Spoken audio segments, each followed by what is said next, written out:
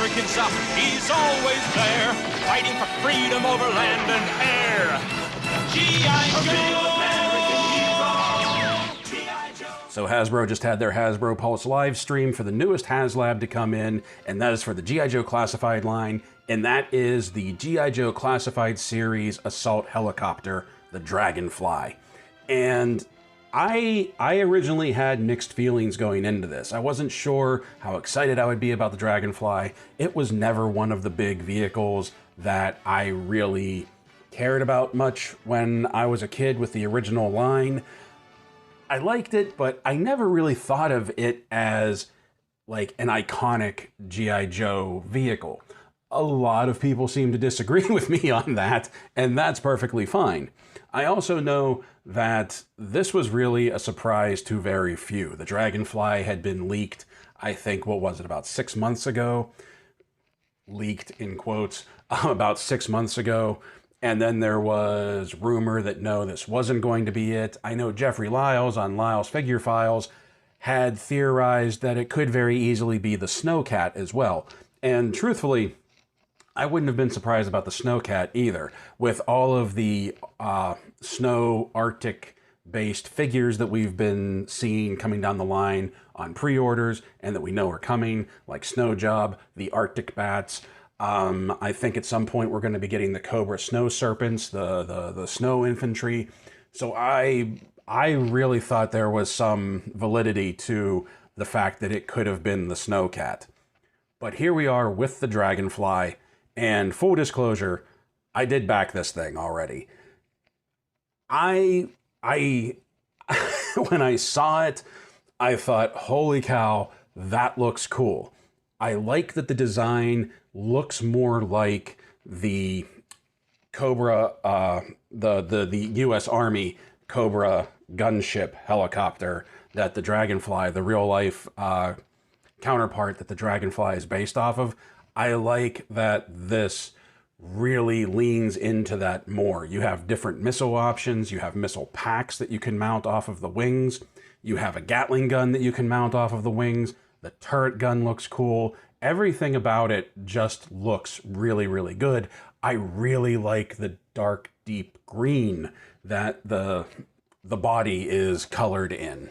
In some of the photos of it too, like they didn't talk about the sticker sheet. There's a mention of sticker sheets in the HasLab description, and they didn't really talk about it much. But in one of the photos, you can see that they even included like an open snarling mouth and an eye decals for the front of the Dragonfly, so that even though this is going to be green, you can still give it that like Tiger Force deco that it came with. And I think that's pretty cool. I just like the idea of having that open mouth snarl with, I always love that paint scheme on Army vehicles. I think that looks really cool on military vehicles. With the base helicopter, you get a lot of kibble, a lot of things to hang off of the wings. You have the Gatling gun and the missile packs, like I said. You have open Sidewinder missiles. You have blast effects. You have the winch that you can mount on it. You can really customize this thing up, as Lenny said, to make it look like your Dragonfly, the way you want to display it. And that's really cool. I like that they did that with the Sky Striker. I like that they did that with the HISS tank, which we haven't gotten yet, but we know from all of the stuff that was unlocked, there's going to be a lot of customization options with the HISS tank as well. So I really like, and it really makes sense to me that they went ahead and did that with the Dragonfly. Also, the Dragonfly comes with a big display stand, a clear display stand, that the display stand is angled so it can look like the helo, the Dragonfly, is coming in on an attack run, or it can be angled up to make it look like it's taking off. I think that looks really cool. I think that was a great addition to the project. And of course, the figure that we get with it is Wild Bill. Who didn't see that coming? It was the figure that came with the original vintage chopper, helo, whatever you want to call it, Dragonfly. It's no surprise that he comes as a pack-in with the HasLab Dragonfly. Now, during the live stream, I feel that most of the feedback for this was positive. I really do. And there were some detractors to it, and there were some people that brought up some legitimate concerns. First of all, this thing is huge. It's something like 34 inches from nose to tail. It's almost a foot tall, and I think it's like 13, 14 inches from wing to wing. That's a big footprint. And then you add the stand, which I don't think they told us how tall the stand is, but that's going to take up a hefty piece of real estate on a shelf, if this will even fit on a shelf. So that is a very real concern. And yeah, even I'm like, where am I going to put this? Where am I going to put this? Some other things about this piece is that it does have lights. It has interior lights, the dash panels, the control panels, the dashboard. Yeah, the control panels on the interior light up, and it has some lights on the exterior. It doesn't have like a big star spotlight like the HISS tank is going to have a big Cobra spotlight, but that's okay. I like the fuselage lights that are on this piece. I think that looks really cool. The rotors do not have a motor in it. They just spin by hand. Wild Bill looks really good. He has removable sunglasses. He has his 2 6-shooters. He has his leather vest. He has his belt. He comes with his cowboy hat, which we all knew was going to happen. But I really like that you can take the cowboy hat off, and he comes with another hairpiece, kind of like how Lady J does, so that you can have him with the cowboy hat on, or you can just have it off. When you take the cowboy hat off, much like Lady J's ball cap, there is still part of like the hairpiece attached to the hat, which I get why they did it that way. It makes a tighter fit, it looks better, but I kind of wish that you could have just popped the hat off of his head so that he could have just held it. But it is what it is, and there's absolutely nothing wrong with this. There are 3 unlockable stretch goals, one at 13,000 backers. Oh, I'm sorry. First of all, it takes 10,000 backers to fully fund this. And the first unlockable tier is at 13,000 backers. We know that is Night Force Ripcord.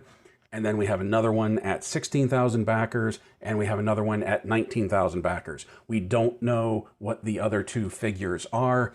I'm guessing one of them is going to be airborne. Like, it almost has to be airborne. The 4th one, the final one, not really sure. There were some theories in the chat during the live stream. Somebody said that they were theorizing that one might be Crazy Legs. Could be, but I definitely think airborne is going to be probably number 2. So you need 10,000 for the base model. As of the time of this recording, there's just over 3,800 backers for it already. So I really don't doubt that this is going to get fully funded. I just don't think you're going to see the big initial rush like you did with the HISS tank at first, mainly because there's no early bird special with this one. And I think Hasbro has finally figured out that those early bird specials are they don't always work out the way that they should. Like, I think the early bird special for the HISS tank, which was the special edition HISS driver, I think that is the perfect type of early bird special. The one that like collectors would be really into, but at the same time, if you don't get it, doesn't really affect the collection much, if that makes sense. But them leaving it off the table for the Dragonfly was probably the right choice. The only thing and this is just personal, the only thing I'm kind of disappointed in is I don't really dig when crowdfunders, when like HASLab or Mattel Creations crowdfunders, that the stretch goals, the unlockables, are just more figures. I know a lot of people like that. I'm not a big fan of that. I feel like they could do more.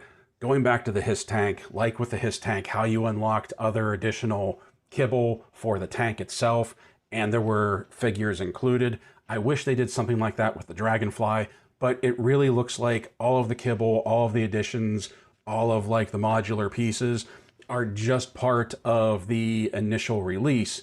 And when you look at the Dragonfly and everything you get with it, there is the question of, well, what else could they have possibly included? The only thing I can think of is like a removable and replaceable rotor. One that kind of looks like that effect for Thor's hammer when he's spinning it, so that the rotors looked like they were in motion. That's really the only thing I can think of. I don't think the base the base model is really missing anything that could be included in a as a stretch goal. So I get why it's just figures, but I just like it better when there's other stuff included. I definitely think this thing is going to get funded though. At $274.99, $275, it's actually like $25 cheaper than the HISS tank, which was another thing that took me by surprise. I really thought this was going to be more expensive than the HISS tank. I thought the Haslab prices were going to keep going up and up and up. This went down, and I appreciate that. I was really surprised. I'm not going to say it's cheap. I know that's still $275 plus tax, which brings it up to around $300, plus an additional $50 if you're not a premium member, because you have to put shipping into it. Well, maybe not $350, maybe like $325, because you still have to tack on the shipping. But, and I know that's a lot. I know that's still like $300, but I still feel like they did the right thing going in the opposite direction with the price. That's pretty impressive. I appreciated that. I'll leave a link to the YouTube video of the release for the Dragonfly in case you missed it in the description down below. I'll also put the link for the Hasbro Pulse page for the Dragonfly if you want to check that out as well. Once again, in the description down below. And let me know what you think. I'm genuinely curious what people think of this one, because other than the figures, I feel like the Dragonfly itself could be missed because it is huge. That's going to take up a lot of space. And I know price and space are the two big things people were talking about when they were looking at this thing of where am I going to put this? And some people were thinking that this should have been less than $200. I'm not sure I agree with that, because when you factor in the figures, G.I. Joe classified figures are like $25 each. There's about $100 retail price anyway in figures wrapped up with this, and that brings the the Hilo down to $175 by itself. How much the figures actually cost to make is anybody's guess. So yes, I understand that this is still a hefty price tag, but I think a lot of us were expecting it to be way more than that.